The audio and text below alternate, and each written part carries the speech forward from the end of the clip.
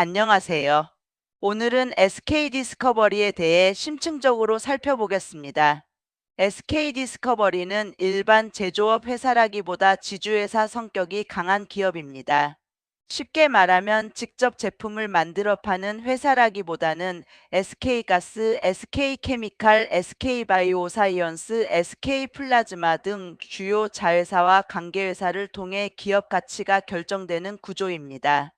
그래서 SK 디스커버리를 볼 때는 단순히 연결 매출과 영업이익만 볼 것이 아니라 어떤 자회사가 실적을 만들고 있는지, 배당은 어디서 들어오는지, 그리고 지주회사 할인 요인이 얼마나 해소될 수 있는지를 함께 봐야 합니다.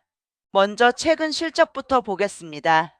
최근 보도 기준으로 SK 디스커버리는 2026년 1분기 연결 매출액 3조 2,892억 원, 영업이익 1,898억 원, 당기순이익 2,123억 원을 기록했습니다.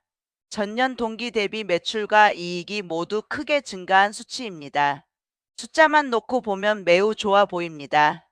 하지만 여기서 중요한 것은 실적의 질입니다. SK 디스커버리는 지주회사이기 때문에 연결 실적 대부분이 자회사 실적에 의해 좌우됩니다. 가장 중요한 자회사는 SK가스입니다. 최근 보도에서는 SK 디스커버리의 사업 부문별 매출에서 SK가스 비중이 매우 높다고 분석했습니다. SK가스는 LPG 유통과 에너지 사업을 기반으로 안정적인 현금 흐름을 만들어 온 회사입니다. SK 디스커버리 입장에서는 SK가스가 사실상 핵심 캐시카우 역할을 하고 있습니다. 지주회사는 자회사 배당을 통해 현금을 확보하는 구조이기 때문에 SK가스의 실적과 배당 여력은 SK 디스커버리의 주주환원과 재무 안정성에 직접적인 영향을 줄 수 있습니다. 첫 번째 투자 포인트는 바로 이 SK가스의 안정성입니다. 에너지 사업은 경기 영향을 받지만 일정 부분 필수재 성격도 있습니다. LPG, LNG, 발전, 트레이딩 등 사업 포트폴리오가 안정적으로 운영된다면 SK 디스커버리의 현금 흐름에도 긍정적입니다. 특히 지주회사 투자에서 중요한 것은 자회사가 꾸준히 이익을 내고 배당할 수 있느냐입니다.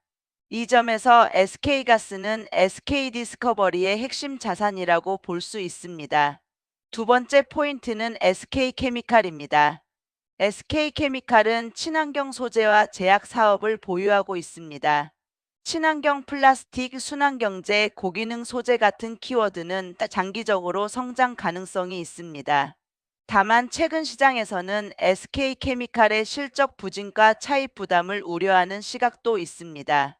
따라서 SK 디스커버리의 저평가가 해소되기 위해서는 SK케미칼이 단순한 기대감이 아니라 실제 실적 회복을 보여주는 것이 중요합니다. 세 번째 포인트는 SK바이오사이언스입니다. SK바이오사이언스는 백신과 바이오 사업을 담당하는 회사입니다. 코로나19 시기에는 큰 관심을 받았지만 이후에는 백신 수요 변화와 연구개발 부담, 글로벌 사업 확장 비용 등으로 시장의 평가가 달라졌습니다. 바이오 사업은 성장성이 크지만 동시에 시간이 오래 걸리고 비용도 많이 들어갑니다. 따라서 SK 디스커버리 투자자 입장에서는 SK 바이오사이언스가 중장기적으로 어떤 파이프라인과 글로벌 전략을 보여주는지 확인해야 합니다. 네 번째 포인트는 주주환원입니다. SK 디스커버리는 최근 몇 년간 자사주 매입과 배당 등 주주환원 정책을 강화하려는 흐름을 보여왔습니다. 지주회사 주식은 보유 자산 가치보다 낮게 거래되는 경우가 많습니다. 이른바 지주회사 할인입니다.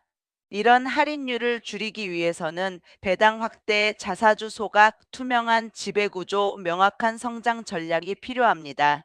SK 디스커버리가 주주환원을 꾸준히 강화한다면 시장의 재평가 요인이 될 수 있습니다. 다만 리스크도 분명합니다. 첫 번째 리스크는 SK가스 의존도입니다. SK가스가 안정적인 캐시카우라는 점은 장점이지만 반대로 너무 한 자회사에 의존한다는 점은 부담입니다.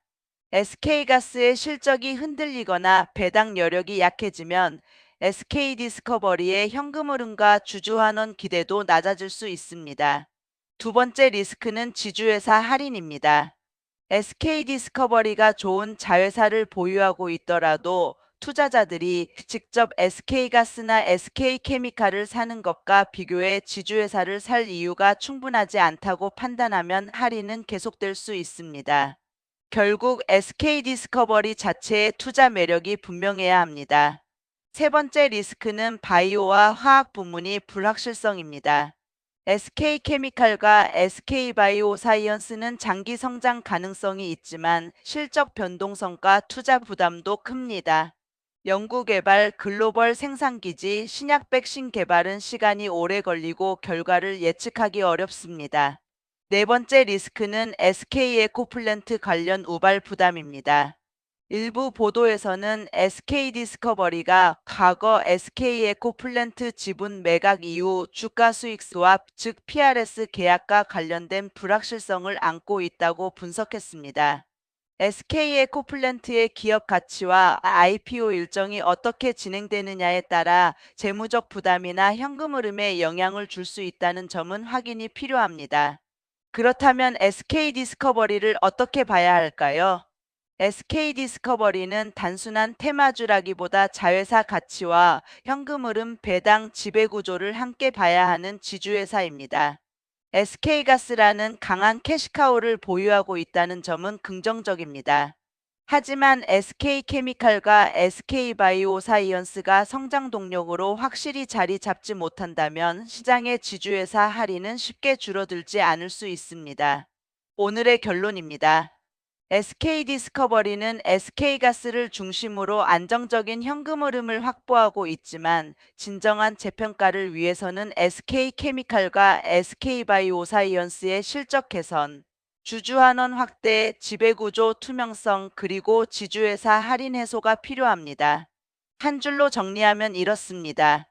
SK디스커버리는 SK가스의 안정성과 신성장 자회사의 불확실성을 함께 봐야 하는 지주회사형 가치주입니다. 본 영상은 특정 종목의 매수나 매도 추천이 아닙니다. 공시와 공개 자료를 바탕으로 한 개인적 분석이며 투자 판단과 책임은 투자자 본인에게 있습니다.